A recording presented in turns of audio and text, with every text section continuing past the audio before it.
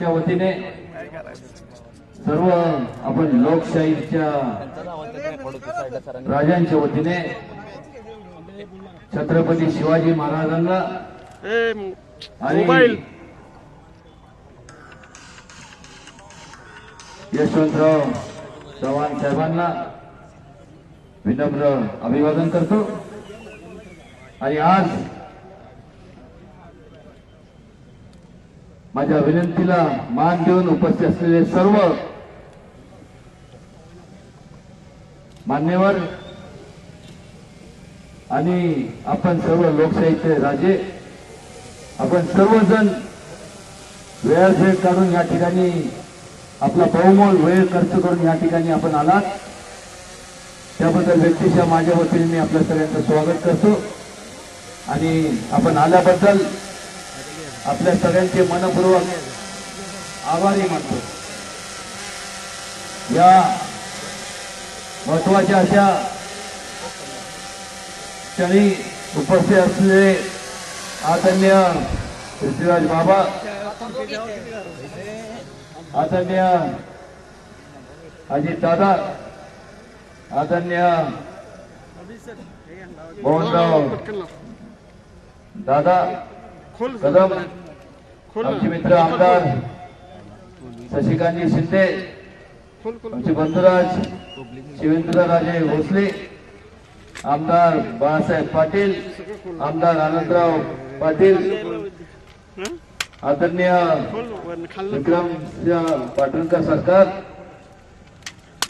आमचे धाकटे काका आदरणीय शिवाजीराजे काका, आमचे मित्र आमदार मकरंदाबा पाटील, आमचे मित्र माजी आमदार प्रभाकर गारगे, आवर्जून या कार्यक्रमाला उपस्थित असलेले अविनाशराव रामेस्ते,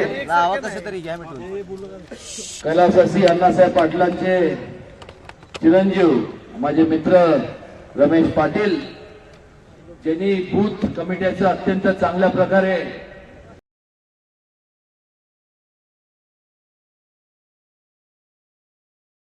मार्गदर्शन या संपूर्ण माझ्या मतदारसंघात केलं। आणि भविष्य काळातले पदवीधर मतदारसंघातले उमेदवार माझे मित्र सारंग पाटील, माझे कॉलेजचे मित्र सत्यजित पाटणकर, माझे मित्र आमदार जयकुमार गोरे, त्याचबरोबर आवर्जून या ठिकाणी मला आशीर्वाद देण्याकरता उपस्थित असलेल्या आमच्या आईसाहेब राजमाता कल्पना राजे, त्याचबरोबर उपस्थित असलेल्या माझ्या सुवेद पत्नी दमयंती राजे,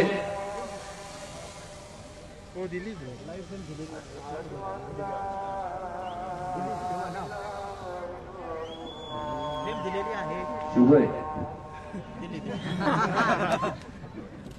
हे मोबाईल थोडं खाली घ्या, मोबाईल खाली घ्या, मोबाईल खाली घ्या, जर खाली घ्या ते पत्रकार त्यांना घेऊन दे, जर तुम्ही खाली घ्या तुम्ही बघा खाली नंतर पलीकडे सर दादा हात नको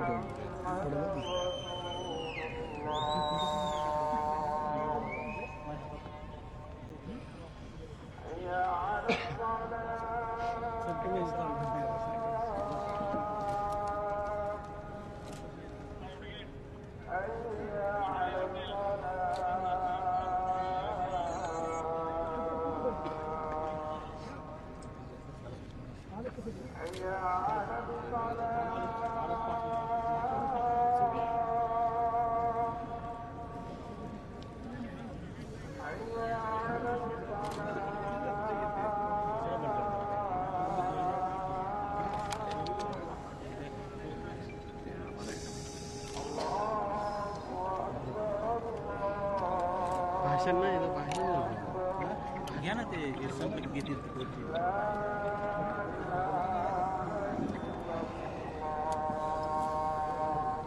हॅलो काय माहिती का फ्रेम का नाही मिळते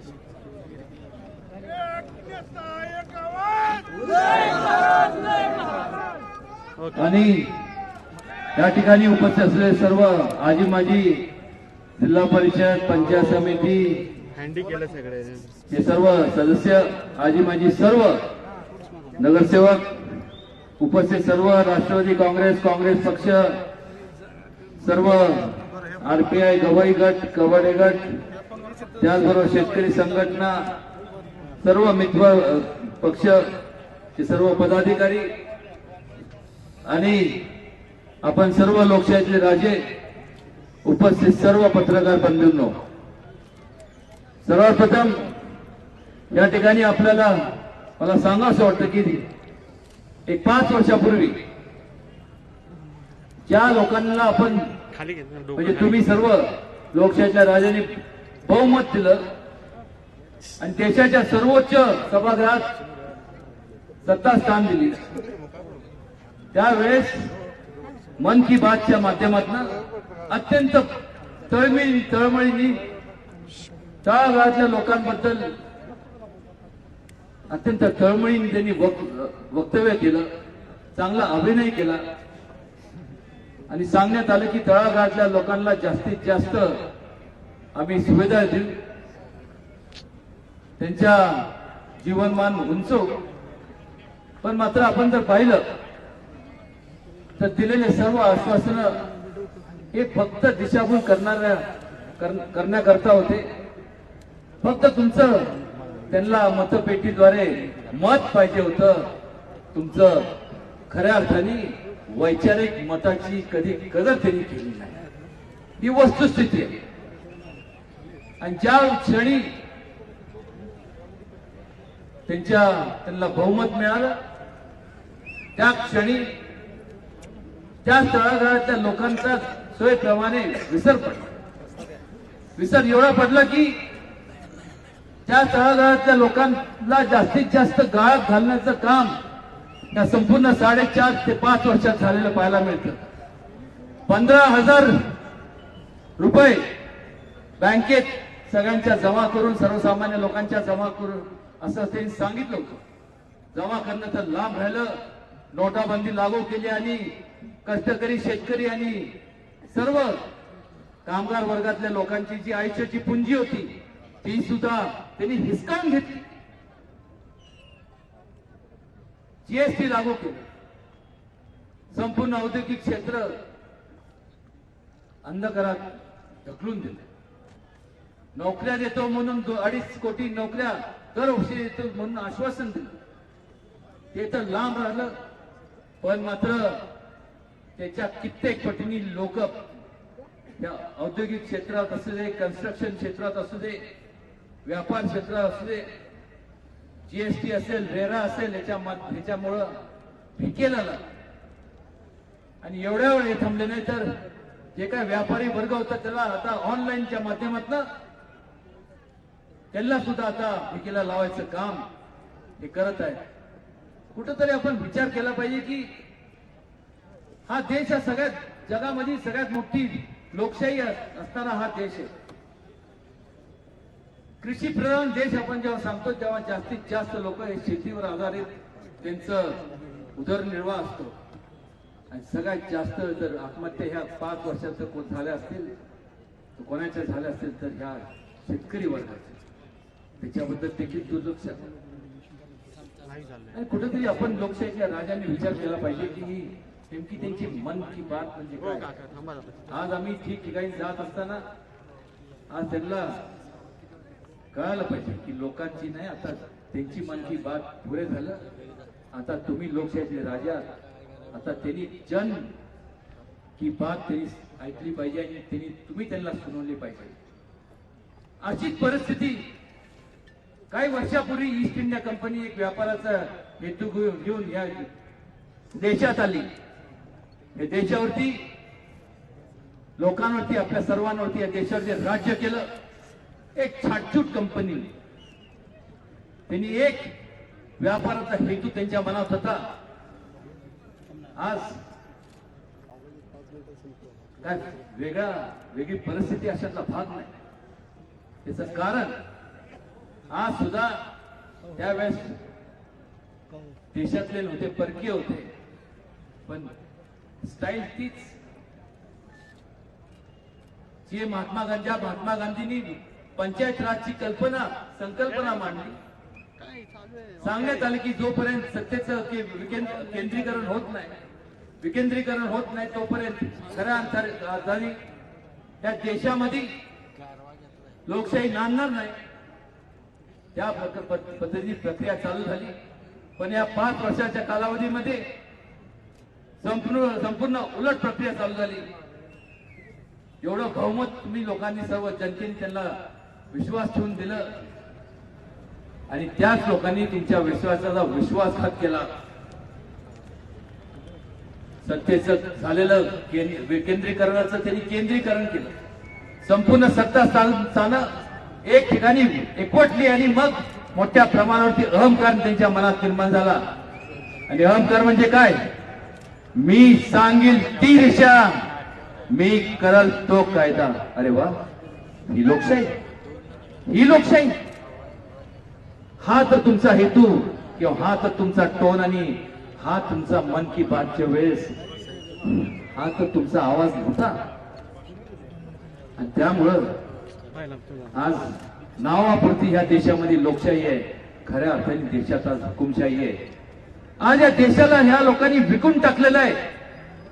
मला समजत नाही या देशामध्ये जे गॅसचे रिझर्व्ह आहेत, नॅचरल गॅसचे, नॅचरल जे आपल्याला ऑइल असतं, तेल असतं, डिझेल, पेट्रोल असतं, याच्यावरती अधिकार त्या त्या देशाचा आहे. मग ह्यांना कोणी अधिकार दिला? जरी बहुमत आणि सत्तेत असले, यांना अधिकार दिला कोणी दिला? की या देशातल्या काय ठराविक बिझनेस हाऊसेसला, म्हणजे काय ठराविक बिझनेसच्या लोकांना जवळ घेऊन त्यांनाच हे संपूर्ण अधिकार दिला. आणि आज आपण देशातले लोक त्यांच्याकडनं त्या बिझनेसमॅन कडनं आपण हे विकत घेतोय. म्हणजे ही लोक देशापेक्षा मोठी करून ठेवली या लोकांनी. बाबा आणि एका तऱ्हे जशी ईस्ट इंडिया कंपनी होती तशी आता बिझनेस इंडिया कंपनी निर्माण केली. मला समजत नाही. ठीक आहे, मी समजू शकतो की एखादा माणसाने संपूर्ण स्वतःच्या स्वकर्तृत्वावर आणि संपूर्ण बुद्धीच्या माध्यमातून मोठा उद्योग समूह उभा केला. पण एखादा व्यक्ती ह्या देशातला देशापेक्षा श्रीमंत होतो. माझा ह्या संपूर्ण सत्ताधारी लोकांना एकच प्रश्न आहे. खऱ्या अर्थाने हिंमत असेल तर संपूर्ण ह्या देशातल्या जनतेला त्यांनी सांगून दाखवावं, त्यांनी विस्तृतपणे सांगावं की ही लोक त्या देशापेक्षा मोठी कशी. आणि मग उद्या आज झालं फक्त गॅस विकला, नॅचरल गॅस, ऑइल विकलं. उद्या या नद्या एक करून या नद्या सुद्धा एक बिझनेस लोकांना विकल्या तर ह्या बिझनेस लोकांकडनं आपण पाणी विकत घ्यायचं. काय चाललंय काय? आज दिसताना आपल्याला एक दिवसा डोळ्यात दिसणारी लूटमार चाललेली आहे. अशीच परिस्थिती तुम्हाला सांगतो, काही वर्षांपूर्वी रशियामध्ये आली होती. USSR, United sovereign socialist Republic. भारतापेक्षा कित्येक पटीने मोठा जो देश होता. आज काय अवस्था झाली? सगळ्या जगात मोठे जर कोण असतील तर त्या देशातले, जसं आज या देशातले जे बिझनेस इंडिया कंपनी जशी आहे तसे त्या देशातले जे लोक होते असेच त्यांनी त्या देशाला स्वतःच्या स्वार्थापोटी सगळं विकला तो देश. आज सर्वजण तुम्ही तुमच्या या स्मार्टफोन आणि याच्या इंटरनेटवर जावा, सर्वजण त्यांनी लुबाडून खाल्ला. देशाचे तुकडे तुकडे करून टाकले. काझाकिस्तान, हा स्थान, तो स्थान, हे ते बॉस्निया फिजन्या. काय झालं? हसू नका. काय चिट्ट्या वाजवल्या? काय झालं? आता वेळपीठ लागलाय का तुम्हाला? काय झालं? तुकडे झाले. तुम्ही शिट्ट्या वाजवता. आणि ती लोक ज्यांनी जे तुकडे, ज्यांच्यामुळे तुकडे झाले, आज मॉन्टी कार्लो सारख्या ठिकाणी ऐशो आराममध्ये राहतात आहे. उद्या 5 वर्षापूर्वी तुम्ही चुकीचा निर्णय घेतला एकटा उदयनराजे काय करू शकणार नाही, काय माझ्या हातून होणार नाही, एकटा अजित दादा किंवा पृथ्वीराज बाबा किंवा इथं जेवढे आहेत ते काय करू शकणार नाही. कारण जोपर्यंत आपण एक लक्षात घेत नाही की जोपर्यंत सत्तांतर होत नाही त्याचे गत्यंतर नाही.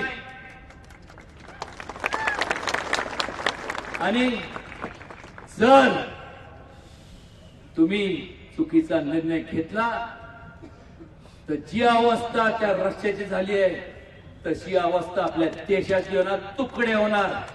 त्या रस्त्याचे अजून सुद्धा भांडणं त्या ठिकाणी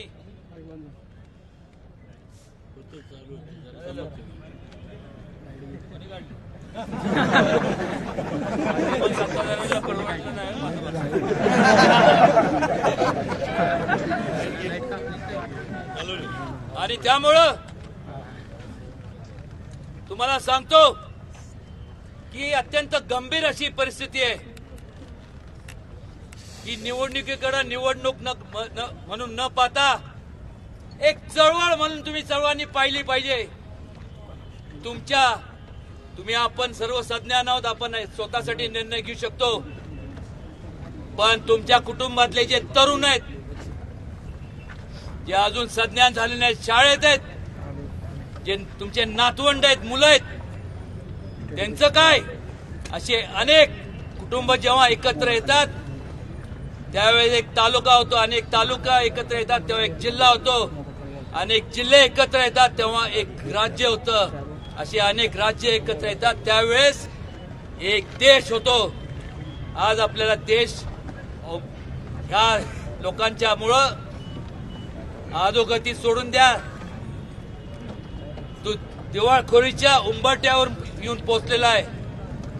या देशाला वाचवणं केवळ नाही तर तारण्याचं काम आपल्याला करून प्रगतीच्या मार्गावरती आपल्याला नेण्याचं काम करायचं आहे.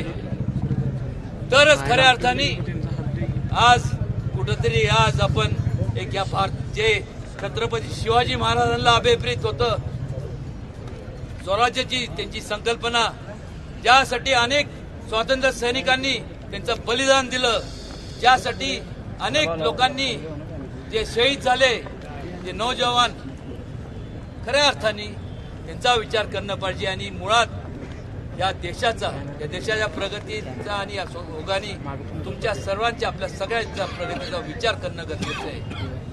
कारण ज्या वेळेस यांना अनेक जेवढे या व्यासपीठावरती सर्वजण आहेत त्या सर्वांनी विनोने केल्या आणि सांगितलं की ठीक आहे, आपण सर्व माणसं आहोत, आपण चुकल्यानंतर चूक आपण सुधारू शकतो, पण अहंकार एवढा माजलाय त्यांच्यामध्ये, त्यांना ठीक आहे आम्ही बघू, आणि त्यांना एवढा अहंकार माजलाय की जोपर्यंत हे बदलत नाही, हे उलटून टाकत नाही आपण सरकार, तोपर्यंत खऱ्या अर्थाने प्रगती होणार नाही.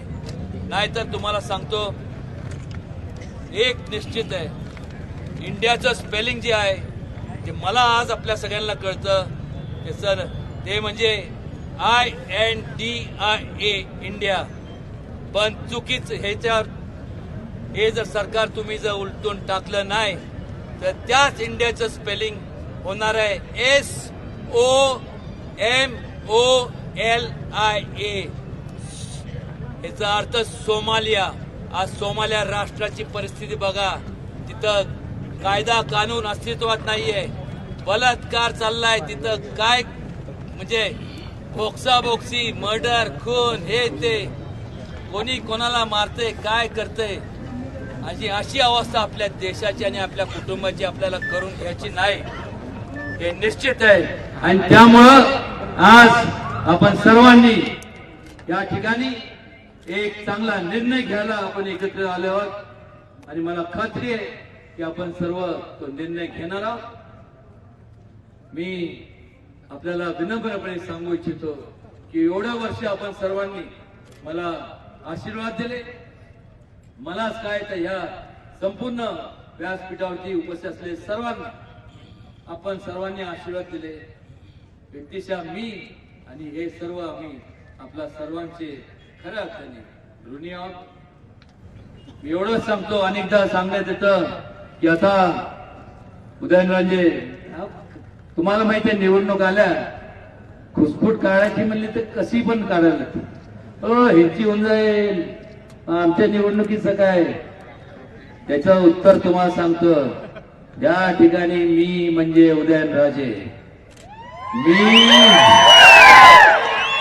मी म्हणजे नीरा नदी जेव्हा क्रॉस करून ह्या बाजूला येतो त्या बाजूला सुप्रियाताईंचं आहे, ह्या बाजूला माझा मतदारसंघ, म्हणजे मी म्हणजे पहिला मतदारसंघ लागतो आमदारकीचा, मी म्हणजे मकरंद आबा पाटील. पुढं आलं मी म्हणजे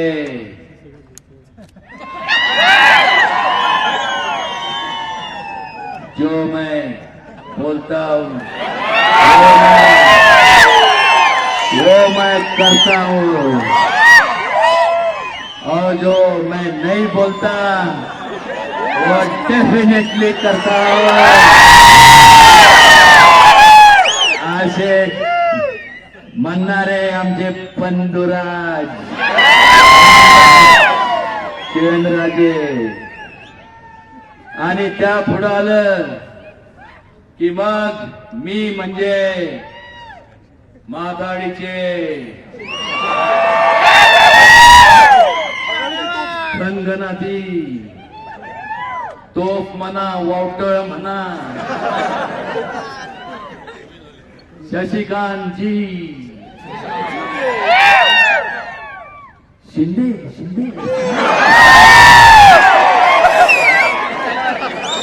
आणि मग मी म्हणजे जे मोबाईल खाली घ्यायचा. सर्वात विवेकानंद सारखे शांत असतात, ज्ञानी आहेत, कमी बोलतात पण काम करून दाखवतात, असे मी म्हणजे बाळासाहेब पाटील. आणि मी म्हणजे आदरणीय,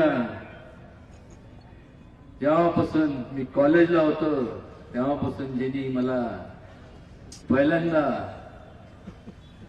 इम्पोर्टेड चॉकलेट दिलं, असे आदरणीय पृथ्वीराज बाबा. आणि मी म्हणजे कॉलेजमध्ये असताना ज्यांनी मला सगळ्या चांगल्या गोष्टीत साथ दिली, असे सत्यजित सिंह पाटणकर. नीट ऐकलंय ना तुम्ही, चांगल्या गोष्टीत साथ दिली. आणि त्यामुळं या सगळ्यांना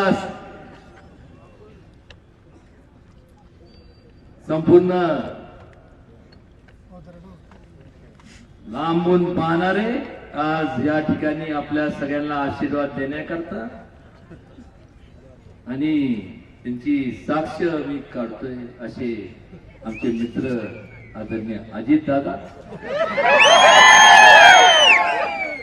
खऱ्या अर्थाने काय पडले मला सांग, काय झालं? जग कुठं सगळं सुरळीत चाललं होतं, काय पेटीएम जे काय 26 लाख जातो तो चायनाला जातो. हे जे टावर दिसतात ना तुम्हाला, त्याचं कॉन्ट्रॅक्ट सुद्धा चायनीज कंपनीला मिळालं. उद्या जर ठरवलं नेटवर्क बंद करून टाकायचं तर करणार नाही. ते म्हणे ना, ढूंढते ही रह जाओगे. हे हसण्यासारखं नाहीये. एखादं आक्रमण झालं देशावर त्यावेळेस हसणार नाही. आणि मला एक समजत नाही, एवढं शहीद, एवढं आर्मीच्या प्रती त्यांची हे गौरव उद्गार काढतात. ज्या वेळेस छत्रपती शिवाजी महाराजांच्या स्मारकाच्या भूमिपूजनाचा कार्यक्रम होता त्यावेळेस मला निमंत्रण दिलं गेलं होतं. आणि आम्ही त्या होक्राफ्ट मधनं चाललो. माझ्या शेजारी माझे मित्र मुख्यमंत्री देवेंद्रजी फडणवीस बसले होते. समोर शिवसेनेचे अध्यक्ष उद्धवजी ठाकरे, त्यांच्या शेजारी माझे बंधुराज संभाजीराजे बसले. मध्ये गॅप होता आणि या बाजूला आदरणीय प्रधानमंत्रीजी बसले होते. समोर टेबल आणि समोर पंडित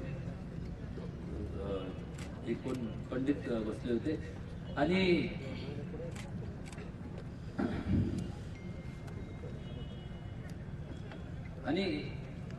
पूजा चालली होती.